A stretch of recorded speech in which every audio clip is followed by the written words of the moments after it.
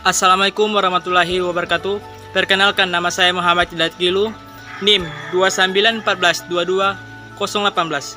Kelas B, mata kuliah Pengantar Ilmu Politik, jurusan Ilmu Komunikasi, dosen pengampu Saleh Al-Hamid. Saya memaparkan materi kelompok 7, partisipasi politik. Partisipasi politik secara harafiah berarti keikutsertaan dalam konteks politik. Hal ini mengacu pada keikutsertaan warga dalam berbagai proses politik. Keikutsertaan warga dalam proses politik tidaklah hanya berarti warga mendukung keputusan atau kebijakan yang telah digariskan oleh para pimpinannya. Karena kalau ini yang terjadi, maka istilah yang tepat adalah mobilisasi politik. Partisipasi politik adalah keterlibatan warga dalam segala tahapan kebijakan, mulai dari sejak pembuatan keputusan sampai dengan penilaian keputusan, dan maksud juga peluang untuk ikut serta dalam pelaksanaan keputusan.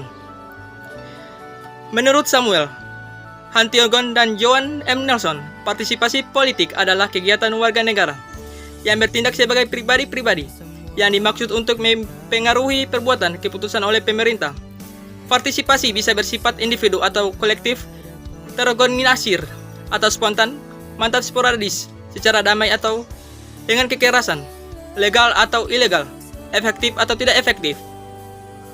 Sehingga dengan partisipasi politik tersebut, masyarakat berharap kebijakan yang dibuat oleh pemerintah tersebut dapat memberi perubahan yang lebih baik di masyarakat, hingga dapat mewujudkan cita-cita di negara tersebut.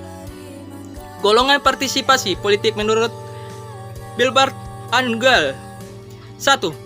Apatis merupakan orang yang tidak berpartisipasi dalam menarik diri dari politik. 2. Spektor merupakan orang yang setidak-setidaknya pernah ikut memilih dalam pemilu. 3. Gladiator merupakan mereka yang tidak secara aktif terlibat dalam proses politik. 4. Pengkritik dalam bentuk partisipasi tak konvensional, individu tersebut memberikan opini pemerintah dengan tujuan agar pemerintah suatu negara tersebut dapat menjadi lebih baik dengan cara mengkritik. Konsep partisipasi politik ini menjadi sangat penting dalam arus pemikiran Dierberg.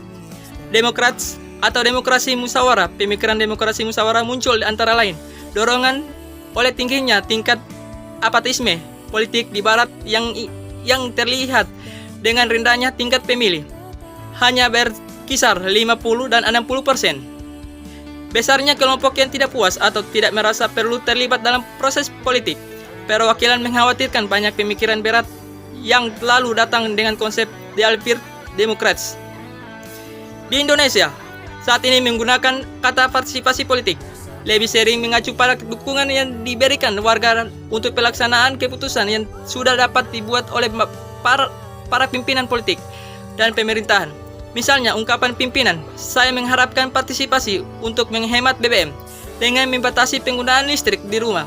Masing-masing sebaliknya, jarang kita mendengar ungkapan dan penempatan warga sebagai aktor utama pembuatan keputusan. Dengan melihat derajat partisipasi politik warga dalam proses politik, rejim atau pemerintahan bisa dilihat dalam spektrum sebagai berikut. 1. Rejim otoriter. Warga tidak tahu menahu tentang segala kebijakan dan keputusan politik. 2. Rejim patriarkal. Warga diberitahu tentang keputusan politik yang telah dibuat oleh para pimpinan tanpa bisa mempengaruhi. 3. Rejim partisipatif. Warga bisa mempengaruhi keputusan yang dibuat oleh para pimpinannya. Rejim warga merupakan aktor.